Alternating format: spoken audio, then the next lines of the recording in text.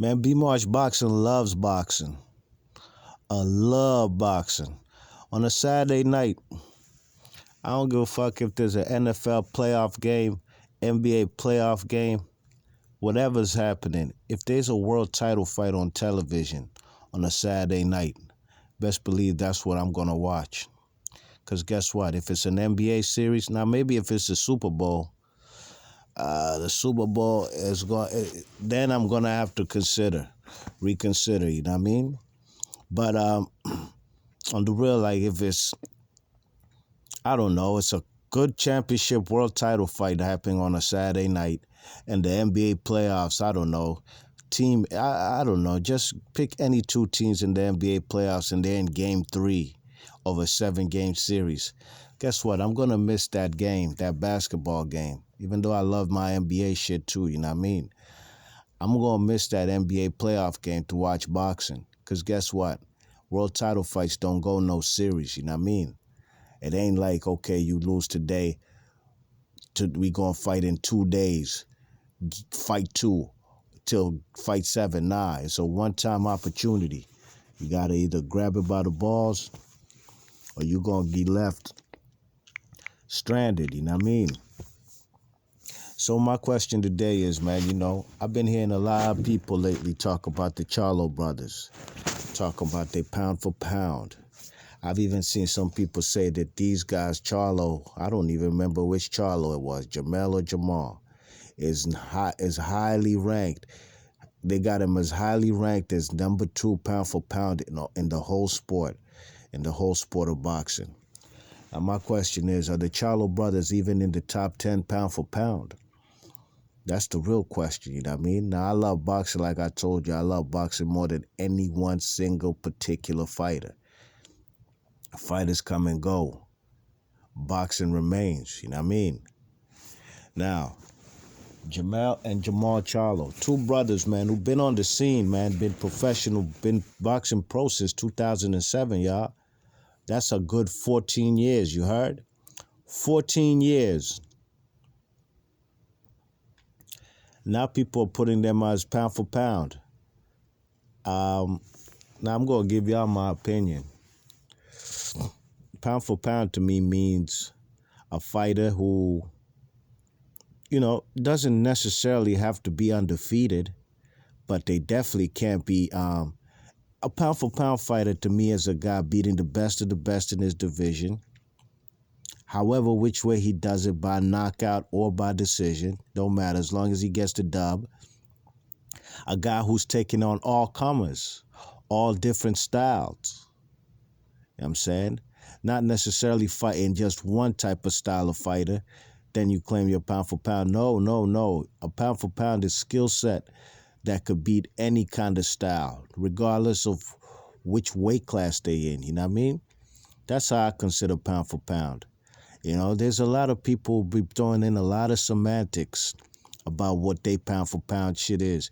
Let's cut the bullshit, y'all. Stop. Let's compare it to like NBA.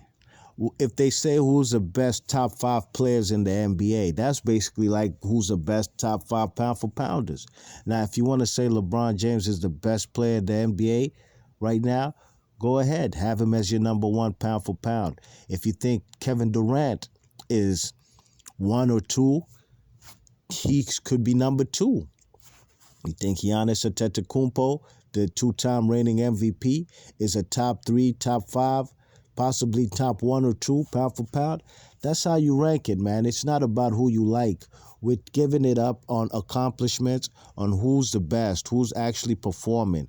On every time they come to the ring, or in this basketball perspective, who's putting it on consistently. Kawhi Leonard, if you have him as a top 5 player, then that means he's top 5 pound for pound. So a lot of people they try to say, oh, it's subjective, it's what you want. Let's stop that. No, it's who's the best in the fucking boxing league in the world, you know what I'm saying? Who's the best of the best? Nothing more, nothing less. How do you consider somebody the best? It's who you beat. Who you beat on your resume. We're not going to give nobody the eye test, you know what I'm saying? Okay? Now, if somebody is winning in different divisions, going up different weight classes, capturing titles in 3 to 4 different weight classes. Those guys, you can consider them for pound, you know what I mean? I'm going to keep it tall with y'all. Me personally, me, B Marsh Boxing, and I got no problem with Triple G. I paid my hard-earned money to come from Washington, D.C., go all the way up there to Madison Square Garden with the fellas to go watch Triple G. You know what I'm saying? My ticket was like damn near $200, you know what I mean? When he fought the man Daniel Gill in Madison Square Garden. I like boxing. I'll pay for any good fights. Don't matter to me.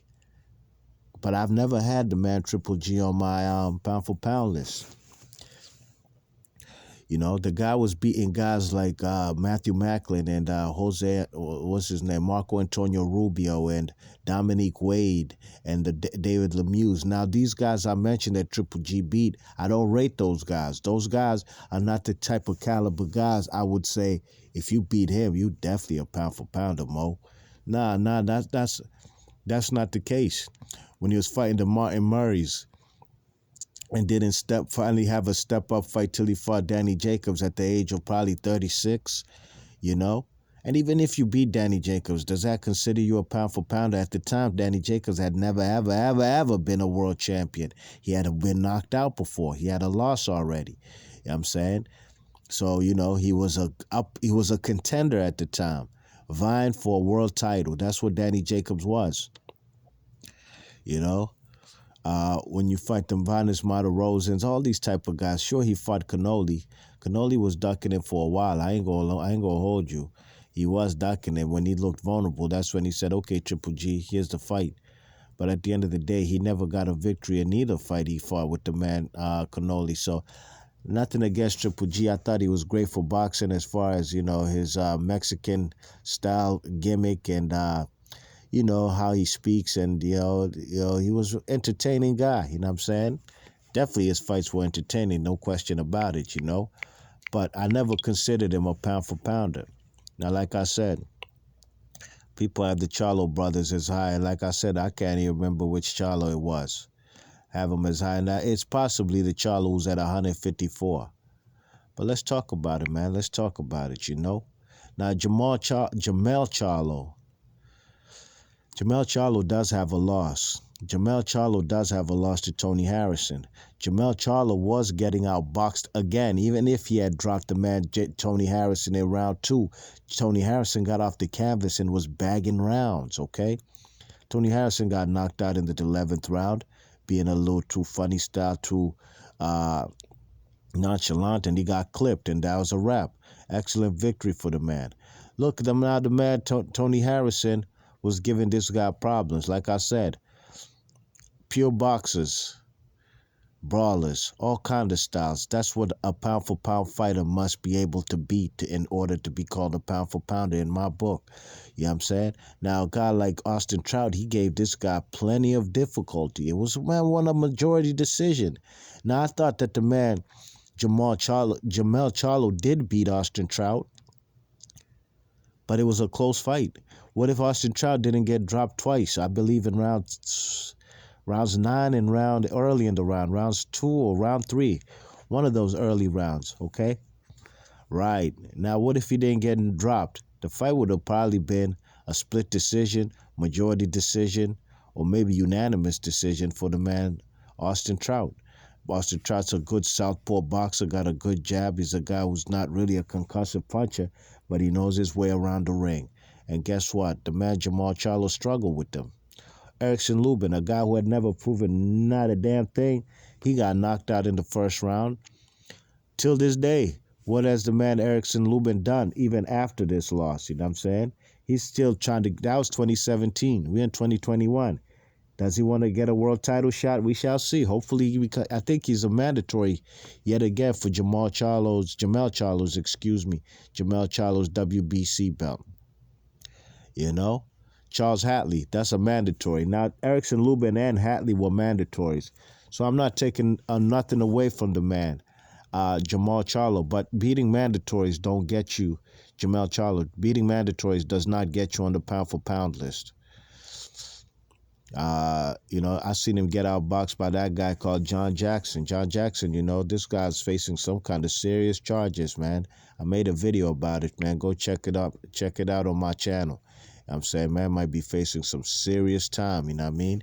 Embarrassing his pops last name with the kind of devious acts that he did. You gotta check it out. Check my channel out. Check my video. John Jackson was outboxing this guy for 7 rounds, y'all. I had Jamal Charlo losing that fight at the point 7 rounds to zip. You know what I'm saying? Just getting outboxed. And then he got clipped by Charlo. And Charlo does have some nice punching power where he does eventually stop a guy, even in the later rounds. God give him props for that. The Vanes Martirosyan fight. Now, look, some might say I'm nitpicking going all the way back to 2015, but we just talking the real of what composes a pound-for-pound fighter. Vanes Martirosyan was a close fight, you know what I'm saying? Vanes Martirosyan even dropped Jamal Charlo in that fight. It was a close fight, but I thought that that fight could have gone either way. But if I can recall, I think I might have had Vanes Martirosyan winning that fight. Gabe Rosado was another fight I was at. I was at live in the building for that fight in Washington, D.C. at the D.C. Armory. And Gabe Rosado gave that man a difficult fight, you know what I'm saying? But I thought Charlo won that fight for sure, But my point is, you know what I'm saying, who are these guys he beat? Let's look at the last guy he beat, Jason Rosario. Jamal Charlo now got himself 2 world titles in one fight for a total of 3 world titles. WBC that he came in the ring with, and he beat Rosario for the WBA and the IBF title, okay? Now, how did the man Rosario become world champion? He stopped the man Julian J. Rock Williams in Philadelphia, in Julian J. Rock Williams' hometown. Stopped him in the 5th round. Actually hurt him pretty bad. But who else did this guy Jason Rosario beat? I never considered Julian Williams a pound-for-pound type of fighter. He beat Jared Hurd, who was on the come-up for pound-for-pound, no question, because Jared Hurd was fighting the best of the best at 154. Only guy he did not fight was Jermell Charlo. And I believe, and I guarantee you this. Well, I can't guarantee you now because hindsight's 2020, but I do know if both guys stayed undefeated, it was inevitable that fight would have been made. Jermell Charlo versus Jared Hurd for 3 titles, you know what I mean?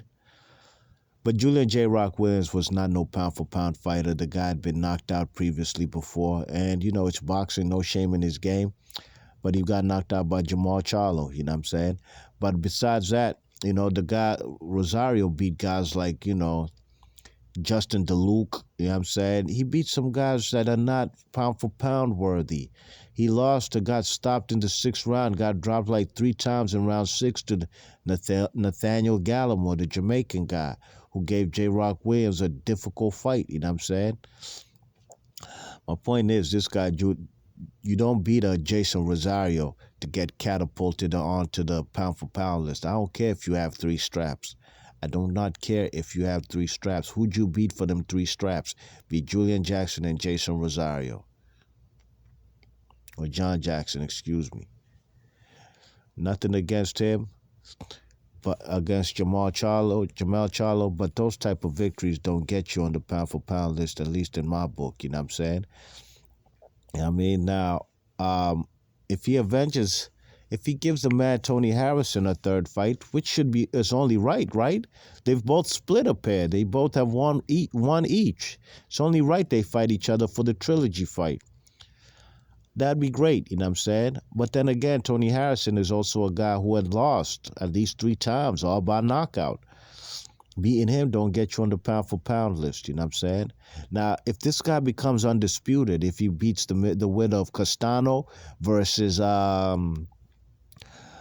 Patrick Teixeira, then no question for the WBO title, right? Now, that's an undisputed fight. If Jamal Charlo wins that fight to become undisputed, there's no doubt about it. He will be on my pound-for-pound list. Definitely not the number 2 for fighter on the planet, pound-for-pound. Maybe top 5, maybe. But we got to see him do that first, you know what I mean? We got to see him get that undisputed fight because these names that he's beat, None of these guys are Hall of Famers. Jason Rosario, Tony Harrison, Jorge Cotto, Austin Trout, Erickson Lubin, Charles Hatley, John Jackson, Joakim Alcine. By the time Charlo fought Joakim Alcine, he was pushing 40. Vandes Matarosen. These guys, Gabe Rosado, these guys, Demetrius Hopkins, I remember that fight. These guys do not give this man any leeway to become a pound-for-pound fighter. Now, that's Jamal Charlo. Let's talk about Jamal. So now once you beat a guy like Sergey Derevyanchenko, a guy who has lost twice already, you become a pound-for-pound fighter? I don't think so. You don't become a pound-for-pound fighter when you won your title by beating a guy by the name of Brandon Adams. It's just the truth. And then the man Jamal Charlo fought a 154-pounder in Dennis Hogan for the 160-pound title. I don't think so. Matthew Korobov was giving this guy work. I did think that the man Charlo won. A lot of people tried to say he did lose. But Korobov, these guys don't get you on the pound-for-pound list. I'm sorry, man. What Teofimo Lopez did by beating the man Lomachenko, that gets you on the pound-for-pound list. When Guillermo Rigondeaux beat the number 3 pound-for-pound fighter at the time, Nonito Donaire, that gets you on the pound-for-pound list. Not beating Hugo Centeno Jr. and Jorge Sebastian Highland, who had a bum leg that night. You know what I'm saying? Julian J. Rock Williams, that was a very good fight. 2 undefeated fighters. And probably till this day, that's probably, the most accomplished fighter he's ever beat. Because Sergey Derevyanchenko wasn't no world champion. Julian J. Rock Williams held 2 titles for 5 minutes, though. Austin Trout was also an accomplished fighter. And that fight, I ain't going to hold you. I thought Austin Trout won that fight. It was a very close fight, you know what I'm saying? How did Jamal Charlo even become a world champion initially? He beat a 41-year-old Cornelius Bundridge. There's nothing about these two gentlemen's resumes that scream pound for pound to me. I'm sorry. Now, some may say, why is Usyk a pound-for-pound fighter? Usyk beat everybody in the division. He cleaned it out, actually. He actually did. And even got the man Tony Bellew, who did not participate in the World Boxing Super Series Cruiserweight tournament. That's what Usyk did. Have any of these brothers, the Charlos, cleaned out their division? I just told you, if Jamal Charlo gets himself, that WBO strap to become undisputed, then bada boom, bada bing, my guy, you're going to be in the pound-for-pound list. But I'm not with that, putting these guys in the pound-for-pound list, just like I wasn't there putting Triple G. I'm sorry. You know what I'm saying? The Monster anyway, a guy got a lot of criticism these days, you know what I mean? Why? I don't know. All the fighters that people said he's going to lose to, he beat, you know what I mean? That's what happened. They tried to say, who the fuck did he fight? He ain't even beat nobody. Y'all forgetting he does have a Hall of Fame on his resume, people. Don't be fucking ignorant. He got the man Nonito Donaire on his resume. Albeit he went through hell and back to win that fight. But guess what? Whatever Nonito Donaire does, whether he loses all his fights from here on till 2035, he's going to go to the Hall of Fame, y'all. You know what I'm saying? So just keep that in perspective. You know what I'm saying? And the Monster anyway was winning world titles. Man, the man was winning world titles early in his career before he ever even had 10 wins. You know what I'm saying? So, and he's a champion in 3 different weight classes. The Charlos are not. You know what I'm saying? Bud Crawford, we don't even got to talk about Bud Crawford. I got him number 1 pound for pound on the planet. I don't care what nobody say. Skill set, lineal in 2 different weight classes. Man has held like over 5 titles in his career. Champion in 3 different weight classes. Don't play with me, man. You know what I'm saying? So beating Brandon Adams and Dennis Hogan and Matthew Korobov at 160 and Sergey Derevyanchenko, which was a very good victory because he beat Sergey Derevyanchenko better than any Triple G's or Danny Jacobs, you know what I mean? But again, this guy has losses. That beating him don't get you on the pound-for-pound list. Got to put things in perspective. Do I even have the Charlos on my top 10 pound-for-pound? Like I said, Jamal Charlo's on the cusp of entering the top 10 pound for pound. Yes, he has 3 strikes, but who the fuck did he beat? I keep having to reiterate that, you know what I mean? Who did he beat for them world titles, you know what I mean? You check it. Now, some may say, why the fuck is Estrada on the world? Well, Estrada, man, is a bad MF. He has the skills to pay the bills. He beats all styles, pure boxers, brawlers, whatever. You know what I'm saying? And guess what? He beats Surracat. Rungvisai. Guess who Rungvisai beat? At the time, Ring Magazine said Chocolatito was #1 pound for pound. Guess what? Rungvisai knocked his ass out, put him to sleep. Guess who Rungvisai lost to? Estrada. You know what I'm saying? So that's how you get on the pound for pound list. Let's not be ignorant, people. You know what I mean? So B-March Boxing, I just told y'all, man, I don't think these gentlemen are in the pound for pound list.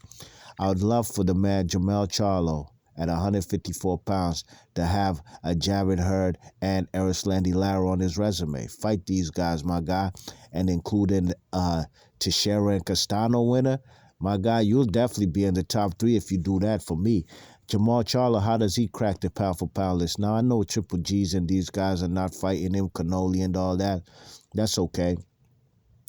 Well, you just got to keep pressing these guys. If not, you might have to go ahead and face the man Charlo. That's what Chris Mannix wants to see, black on black violence, right? He don't want to see white on black violence or white on Hispanic black or white and black and Hispanic violence when it comes to Charlo versus Cannoli or Charlo and Andrade versus Triple G. He wants to see the two brothers against each other. Now, Jamal Charlo's going to have to do what he has to do. If he has to come up to 168 for that Cannoli fight, so be it. Go ahead and take the fight. Just make sure you ain't going in there for the payday and go beat him. If you do that, man, the world is in the palm of your hands. Like Scarface say, the world is mine. B-March Boxing. I'm going to catch you on the next one. I'm gone. Peace.